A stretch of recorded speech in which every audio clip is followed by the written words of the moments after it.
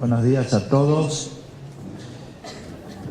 Quiero decirles que es un gran placer para mí estar nuevamente en esta provincia a la que he venido mucho antes de estar en la Corte Suprema, de visita, en la cual tengo muchos amigos, pero a la que ahora, viniendo en mi función de presidente de la Corte Suprema, tiene un otro significado, y es reconocer el carácter federal que tiene la Corte Suprema de Justicia de la Nación. Siempre digo que nuestra función, principalmente los que hemos llegado desde el interior a esta Corte, es visitar las provincias, tener una presencia permanente en ellas, y siempre que uno puede, está en las provincias, reconociendo este carácter federal, esta variedad, esta riqueza que tiene el país. Lo segundo que me parece muy importante decir es que es un gran placer estar en estas jornadas científicas de la magistratura, a las que también he venido desde mucho tiempo antes de estar en la Corte. Y he concurrido en numerosas circunstancias, muchas de ellas difíciles. Cuando venía viajando me acordaba de unas jornadas científicas de las magistraturas que se hicieron en el Calafate, en un contexto realmente muy difícil, en la que no sabíamos todos si íbamos a poder entrar o salir de ese lugar en aquel momento, y sin embargo las jornadas se hicieron y estuvimos allí presentes y todo transcurrió en paz y normalidad. Por eso creo que siempre hay que tener firmeza, claridad en los principios y estar donde uno debe estar, cualquiera sean las circunstancias, porque en definitiva lo que a nosotros nos identifica a lo largo de la vida son los valores y principios que sostenemos. Quiero agradecer también la presencia del gobernador y de la señora intendenta. Y respecto de las palabras del gobernador, quiero decirles que nosotros somos muy respetuosos al escuchar las distintas opiniones, y a diferencia del poder político, el poder judicial no puede hablar. Y le agradezco mucho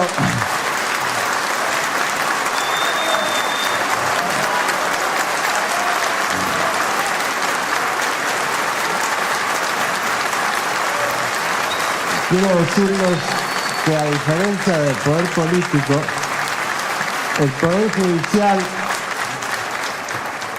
se expresa por sus sentencias. Por eso nosotros inmediatamente, luego de las reformas que se han propuesto, hemos dicho que no vamos a opinar, porque son temas que son judicializables, muchos de ellos, y lógicamente cuando un juez tiene que opinar, lo debe hacer a través de sus sentencias.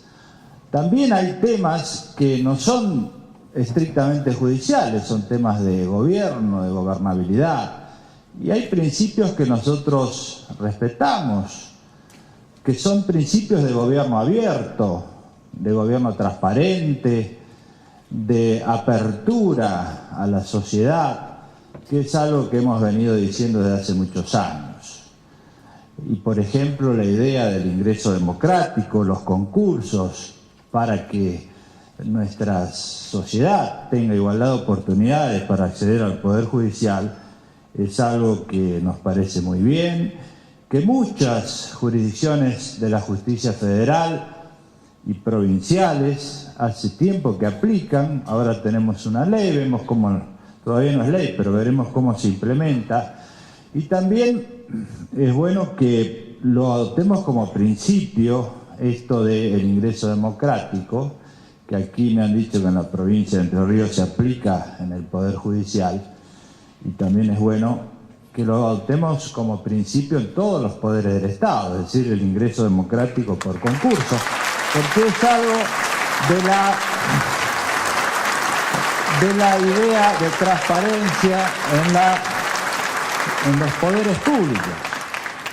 Pero la realidad es que nosotros estamos hoy en una jornada científica de la magistratura que no tiene, desde que yo la conozco, que hace muchos años, un propósito institucional. Es decir, el objeto de estas jornadas son temas científicos, son temas de discusión jurídica.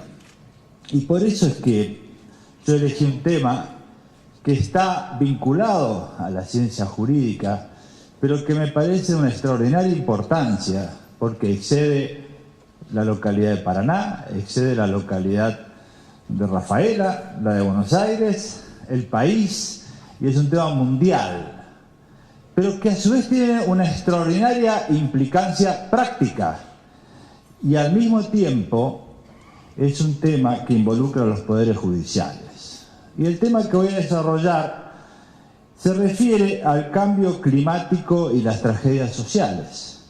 Tema que fue tratado en la reunión de Río +20, que se hizo hace muy poco tiempo, en la cual hubo una reunión de los presidentes de todos los poderes ejecutivos del mundo y también de los legisladores y también de los poderes judiciales. En esa reunión de los poderes judiciales se hizo una declaración muy importante, se formó un comité internacional para promover la aplicación de las normas ambientales en el mundo, en los distintos poderes judiciales. Luego se hizo una reunión en Nairobi en este año, en las Naciones Unidas para el Medio Ambiente, que es la sede central ahí en Nairobi. Se formó un comité internacional que presidimos Lorenzetti de Argentina y un presidente de la Corte de Malasia. La idea es promover la conciencia en estos temas y cuál es el rol de los poderes judiciales. Y es un tema de una extraordinaria importancia, porque a veces a nosotros nos parece que los temas de todos los días son los más importantes, los que vemos en el diario, en la televisión, pero hay temas que son trascendentes, trascienden el día, la semana, los años y trascienden las generaciones. Este es uno de ellos, y este es el tema que va a ser más importante en los años venideros. ¿Por qué? En primer lugar, nosotros vemos que el pueblo tiene clara conciencia de que hay un cambio climático. En esta zona es muy sencillo ir al río y ver que hay menos peces, ver cómo ha cambiado el clima. ¿Por qué recién ahora comenzó el frío? ¿Por qué vemos fotos que muestran el deshielo? Cualquier persona a lo largo y a lo ancho de este país es consciente, claramente consciente, de que el cambio climático es una realidad. Y esta conciencia del pueblo no coincide con la conciencia de los gobernantes del mundo. Las consecuencias del cambio climático también son muy conocidas. Pensemos lo que ha sucedido en La Plata, donde hubo una inundación que todos conocen y la respuesta fue la solidaridad inmediata de la población. Y esto que sucede en todas las tragedias sociales, ambientales que hay en el mundo y que lamentablemente son muy frecuentes y cada vez más, es algo que el pueblo tiene muy claro, la solidaridad frente a las tragedias ambientales. Pero ¿por qué no lo tienen claro los gobernantes? Porque si nosotros comparamos esta clara conciencia sobre el cambio climático que hay en el mundo actual y esta clara solidaridad de los pueblos frente a las tragedias, hay una enorme distancia entre eso y la declaración de Río que hicieron los poderes ejecutivos y la gobernabilidad global. ¿Por qué hay tanta distancia entre los gobiernos del mundo y lo que los pueblos están reclamando? ¿Por qué? Primera cuestión de orden científico. Todos nosotros tenemos una idea de la causalidad muy limitada, cuando tenemos que ejercer funciones de responsabilidad. Siempre pensamos que a una causa responde un efecto. Siempre hay una relación newtoniana, es decir, muy cercana. Pero esto ha cambiado. Hace muchos años que la ciencia dice lo contrario, que lo que tenemos son sistemas complejos, interacciones. Ya todos conocen aquella teoría del caos, que fue tal vez la primera versión en la cual se decía que un aleteo de la mariposa en el mar de la China podía producir una catástrofe de este lado, y esto ya es una realidad. Y en todas las ciencias, en la física, en la antropología, en la biología, en la sociobiología, que hoy es tan importante, se maneja esta idea de que los sistemas, como lo describió muy bien Maturana, que es un chileno, científico chileno muy famoso, tienden a lograr un punto de equilibrio y que normalmente las tragedias provienen de desequilibrios que se van acumulando. Cuando nosotros vemos el choque de un tren, inmediatamente le echamos la culpa al maquinista. Pero cuando un científico analiza este problema, comienza a ver el sistema completo y dice, detrás de este maquinista hay que ver también cuál era el estado de mantenimiento de esos trenes, cómo estaba organizado el servicio, los concesionarios, los controles. Y cuando uno analiza las tragedias, generalmente son una acumulación reiterada de errores latentes, de negligencia que hemos dejado pasar, de incumplimiento de roles de todos. Y en algún momento hay una tragedia. Esto lo ha estudiado muy bien un autor que se llama James Reason en un libro que se llama El error humano, que estudia las catástrofes nucleares y las catástrofes en los sistemas aéreos. Y dice, normalmente se le echa la culpa al piloto o se le echa la culpa al error humano, pero en realidad siempre hay una cantidad de errores latentes, como él lo llama. Que esto no se hizo, que aquello se dejó pasar, este no controló, y poco a poco los sistemas van evolucionando hacia su propio nivel de corrección, y cuando esa corrección se produce, hay una catástrofe. Pensemos nosotros en todo lo que ocurre hoy en el mundo y vamos a ver que es así. Tal vez las que más comprensibles nos resultan son las catástrofes urbanas producidas por inundaciones. La Plata o Nueva Orleans. Acá no es cuestión de un país, esto ocurre en todo el mundo. Claro, cuando uno ve esto, tiene que pensar por qué se produce. Y los estudios científicos que se han hecho en todas estas catástrofes son todos coincidentes. No hay una causa, es un modelo de actuación.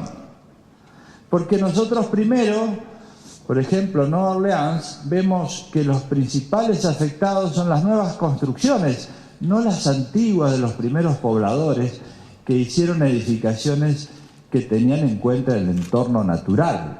Eran altas, sabían que iba a crecer, pero las sucesivas, cuando vino el progreso, fue que se comenzó a construir en lugares bajos, cerca de los ríos, se comenzó a construir sobre los ríos, el pavimento extendió las zonas en las cuales no hay absorción del agua, y así sucesivamente, una autorización, otra autorización, y van pasando, y van creciendo, y finalmente, cuando llueve mucho, el cambio climático incrementa las tormentas.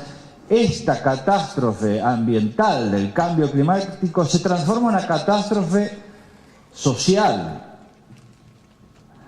Pero es el sistema en su conjunto el que está funcionando mal, y sobre todo la gobernabilidad del sistema, que es lo que está en cuestión hoy en el mundo.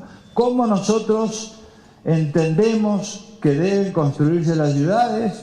¿O cómo nosotros entendemos que debe organizarse el sistema de transporte? ¿O cómo nosotros entendemos que debe organizarse la minería o cualquiera de los temas. Son sistemas.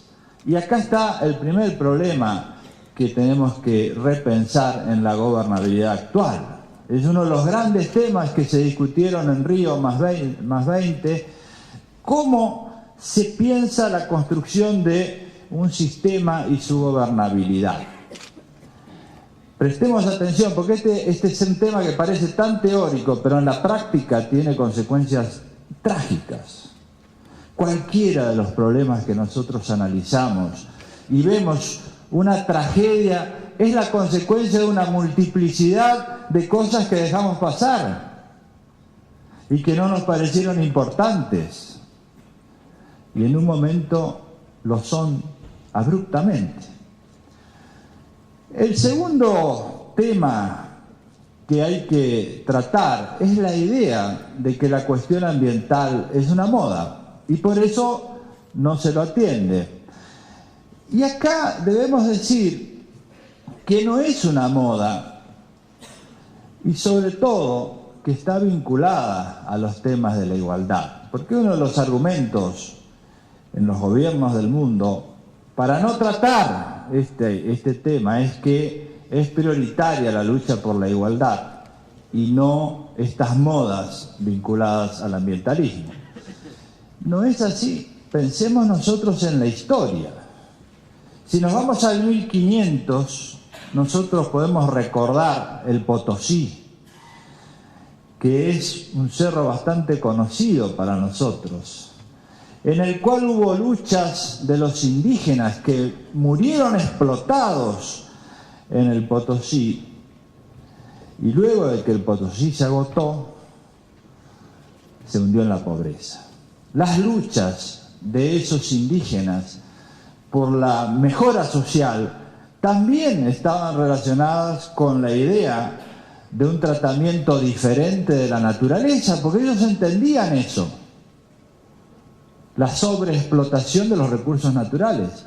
Pensemos en los mineros de Iquique, tan famoso hace unos años en nuestra cultura, que también fueron masacrados en 1907, o pensemos en algo mucho más cercano a nosotros, que fue la forestal.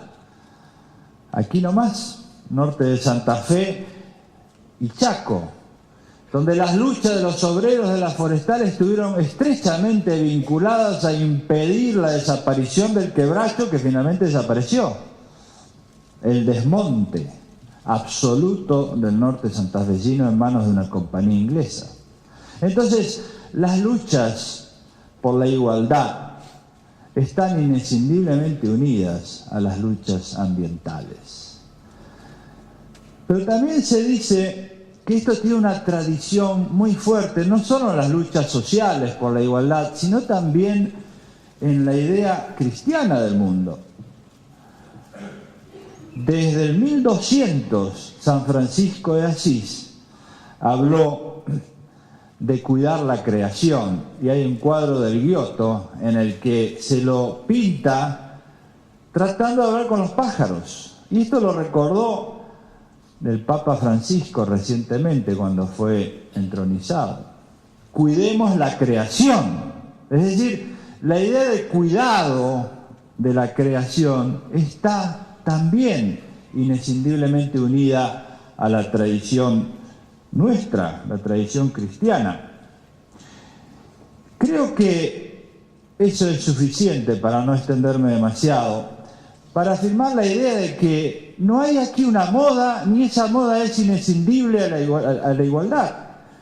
Por el contrario, la cuestión ambiental se inserta en una tradición de las luchas sociales y en las luchas que tienen que ver con el cuidado de la naturaleza, que vienen desde los pueblos originarios nuestros, pasando por la tradición cristiana. Todos tuvieron una idea de cuidado de la creación, de vivir en armonía con el entorno.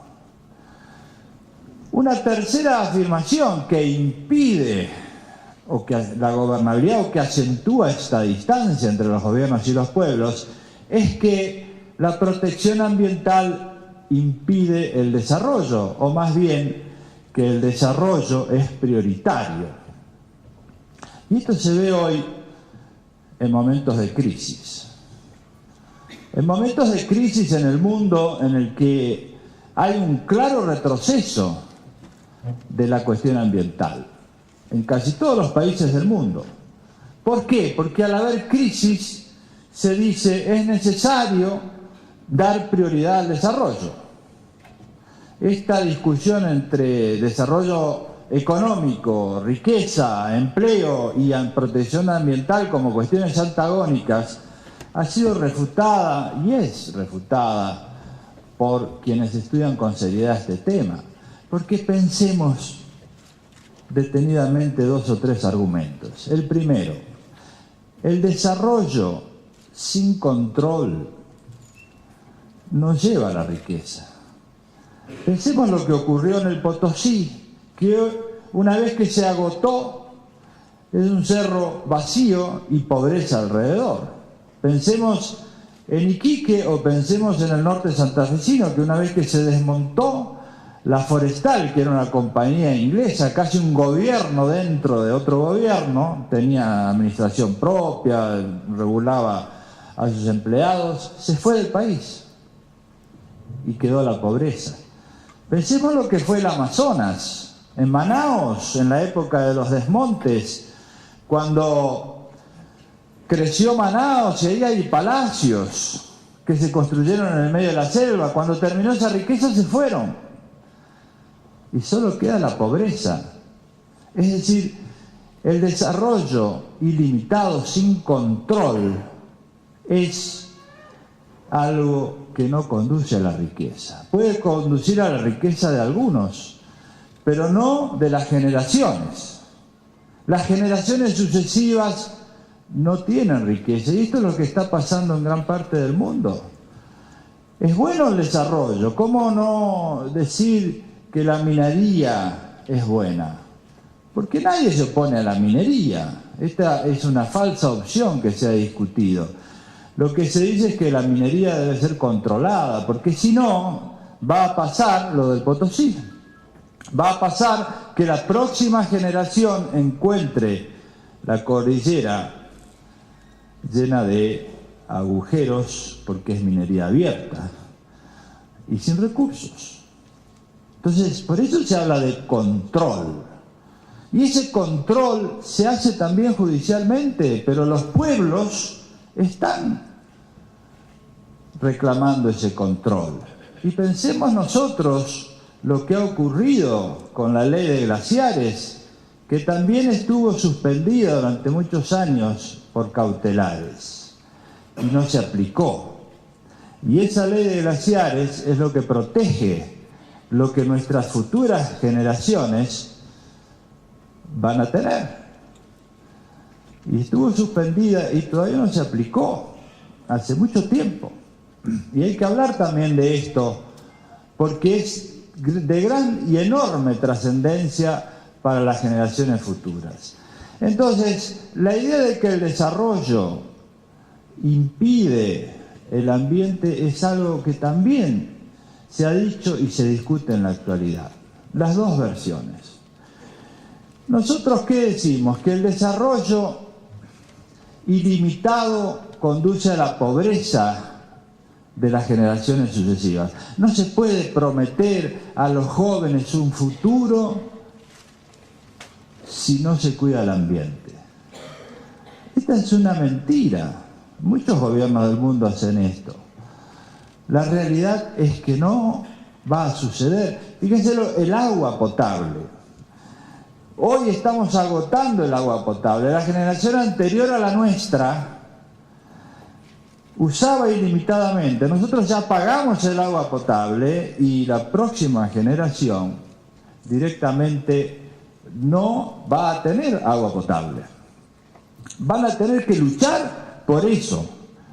Y esa es la razón por la cual Naciones Unidas declaró que hay un derecho al agua potable. Y es por eso que nosotros, cuando hicimos el proyecto de Código Civil, incluimos ese tema, el derecho al agua potable para cubrir necesidades básicas Y lamentablemente eso fue excluido ahora.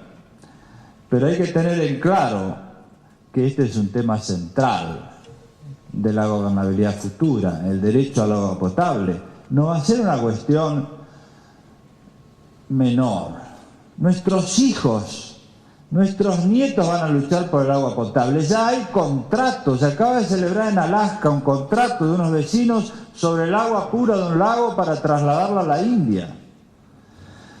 Esta es la realidad del mundo de hoy que no podemos ignorar. Y por eso la declaración de Nairobi dice muy fuertemente, tal vez dura, pero hay que llamar la atención a los gobiernos del mundo que caen frente a las corporaciones, porque esas grandes corporaciones son las que terminan gobernando. Esas son las grandes corporaciones que hacen que los gobiernos desciendan en sus niveles de protección ambiental. Y esto está pasando dramáticamente.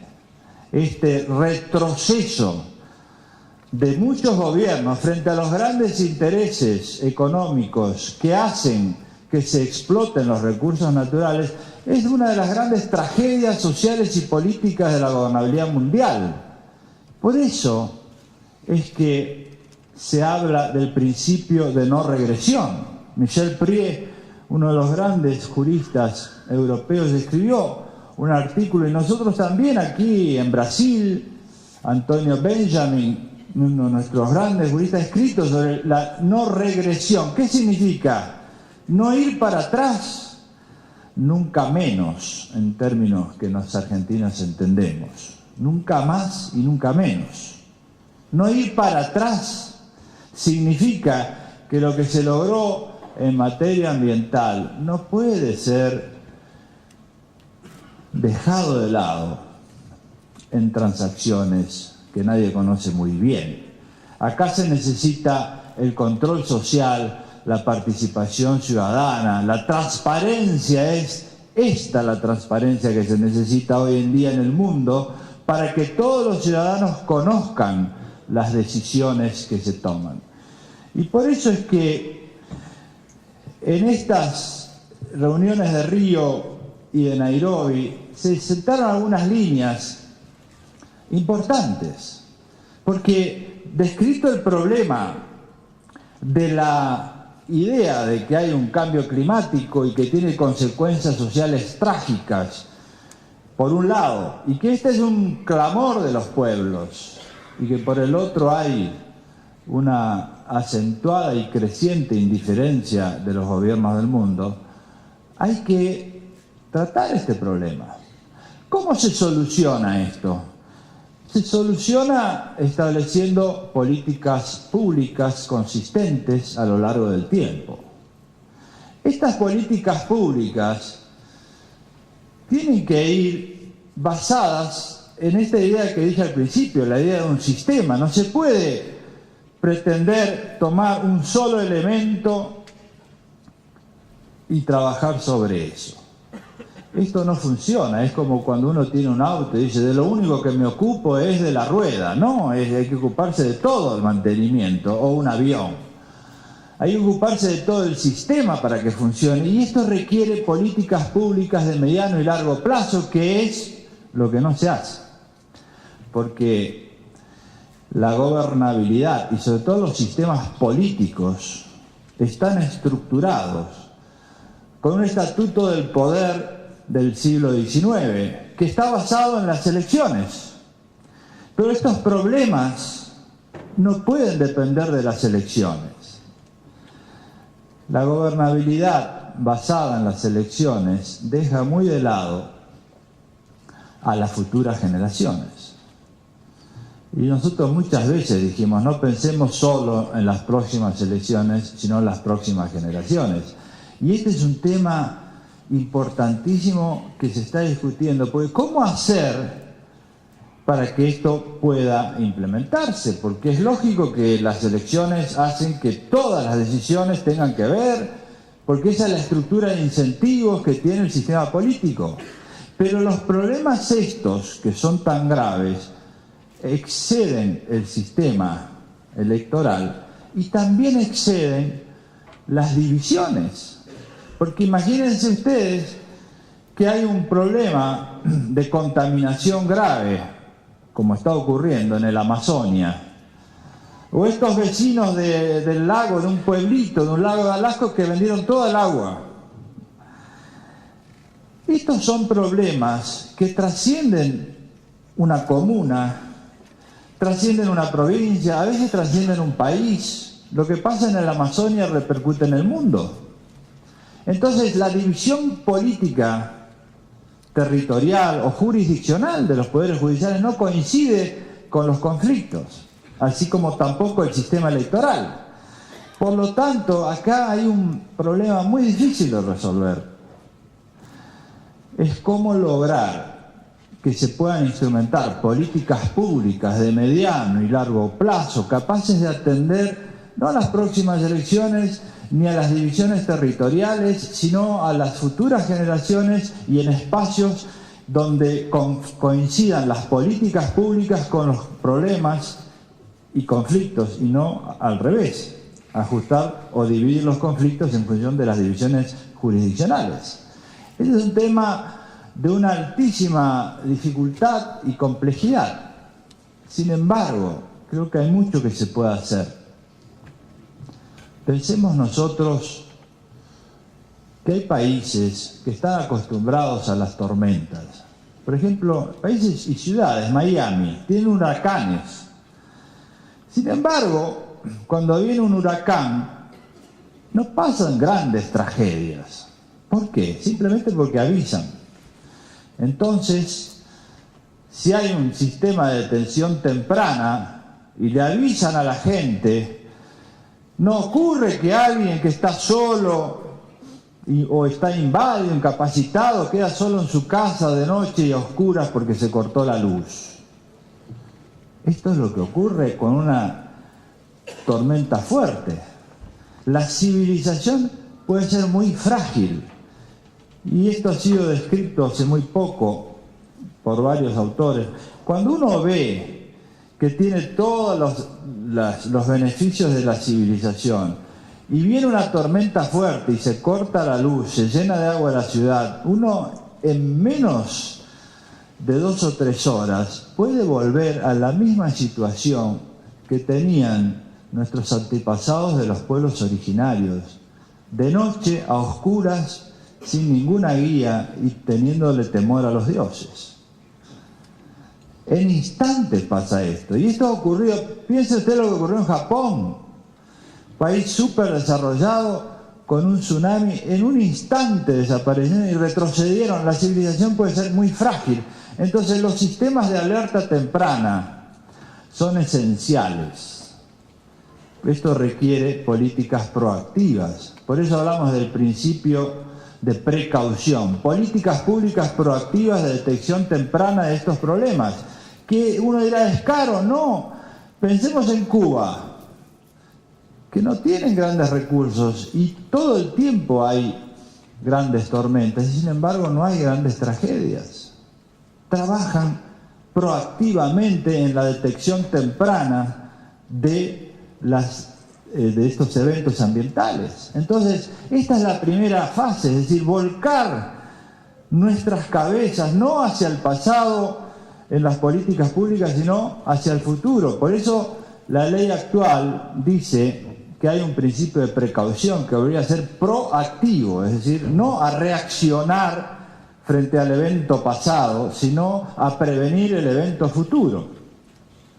Estos sistemas de detección temprana son esenciales. Y lo segundo es que se trabajen en políticas públicas de mediano y largo plazo vinculadas a las causas, no a los efectos, algo que hacemos también con mucha frecuencia. Trabajar sobre las causas. En estos problemas, ustedes dirán, ¿qué tiene que ver el Poder Judicial? Justamente la reunión de Río y la de Nairobi puso el acento en los poderes judiciales. ¿Por qué? Porque Naciones Unidas ha dicho que este problema de la crisis económica que se vive en el mundo afecta la gobernabilidad y por lo tanto las políticas ambientales. Piensen ustedes en los grandes tratados internacionales que están todos paralizados en sus ejecuciones. ¿Por qué? Porque se prioriza la cuestión financiera. Aquí es donde están jugando las grandes corporaciones, porque aquí es donde hay grandes intereses y les dicen, miren, vamos a ocuparnos de esto y dejemos aquello. Nadie cede nada gratuitamente. Y acá es donde los gobiernos del mundo están retrocediendo. Entonces, ¿qué dice Naciones Unidas? Tenemos que apostar a lo que ellos llaman jugadores no ortodoxos. ¿Qué son los jugadores no ortodoxos? Los que están fuera del sistema de incentivos electorales. Porque, y aquí viene algo que me gustaría solo hacer mención, la relación entre mayorías y minorías. Las mayorías son muy importantes en la democracia y siempre son las que guían hacia dónde va un país, hacia dónde va una región, hacia dónde va un espacio comunitario y en definitiva hacia dónde va el mundo. Y esto yo lo decía en el discurso inaugural del año judicial. Pero también son las mayorías las que cometen muchas equivocaciones. En el campo de los derechos humanos, las mayorías han avalado legislaciones y decisiones que francamente fueron violatorias de los derechos humanos y a posteriori fueron declaradas inconstitucionales por los jueces. Pensemos en Alemania, el caso de la legislación del muro, que fue tratado por la Corte Constitucional Alemana, donde una legislación clara, aprobada por la mayoría, autorizaba a fusilar a los que cruzaran el muro. La Corte dijo, esto se ha aprobado por la mayoría, pero no es constitucional. Para eso están los poderes judiciales. Y por eso es que se dice que aquí hay un rol importante en el juego mayorías-minorías, sobre todo de la sociedad civil, es decir, de aquel capital humano que existe en todas las sociedades del mundo, que se organiza para luchar por una idea. Y en el campo del ambientalismo, felizmente hay muchísima gente, que es lo que en definitiva llamamos el pueblo, organizada para luchar por estos valores, por las ideas de un futuro mejor, por una cultura, una economía y una política un poco más compatible con la naturaleza. No es volver a la edad de piedra, pero sí poner de acuerdo los sistemas, el sistema político, el sistema cultural, el sistema jurídico con el sistema natural, que no están de acuerdo.